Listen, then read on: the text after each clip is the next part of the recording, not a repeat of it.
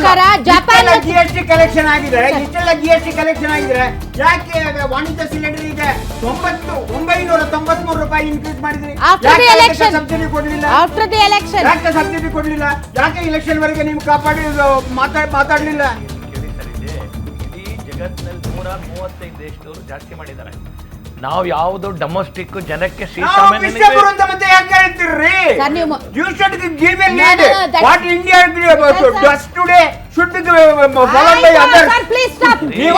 ಪಾಕಿಸ್ತಾನದಲ್ಲಿ ಇದೆ, ನಮ್ಮಲ್ಲಿ ಇದೆ, ಶ್ರೀಲಂಕಾದಲ್ಲಿ ಇದೆ, ನಮ್ಮಲ್ಲಿ ಇದೆ. ಇದೇ ಬಿಜೆಪಿ. ಆಯ್ತು sir, please. You ruined the economy of the country. Please stop. ನಾವು ಮುಂದೆ ರಿಸಲ್ಟ್ ನೋಡ್ಬೇಕು.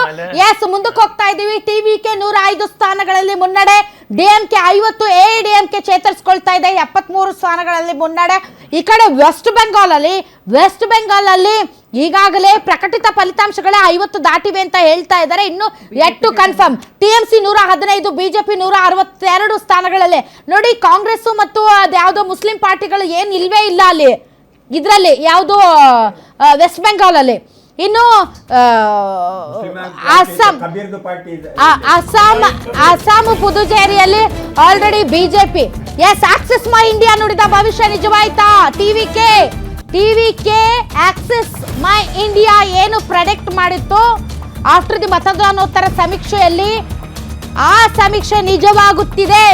ಸಮೀಕ್ಷೆಗಳು ಬೇರೆ ಎಲ್ಲ ಸಮೀಕ್ಷೆಗಳು ಉಲ್ಟಾಗಿವೆ. But Axis My India TVK ವಿಚಾರದಲ್ಲಿ ನಾವು ಕೂಡ ಸಿಕ್ಕಾಪಟ್ಟೆ ಡಿಸ್ಕಸ್ ಮಾಡಿದ್ವಿ, ಇದು ನಿಜಾನಾ ಅಂತ.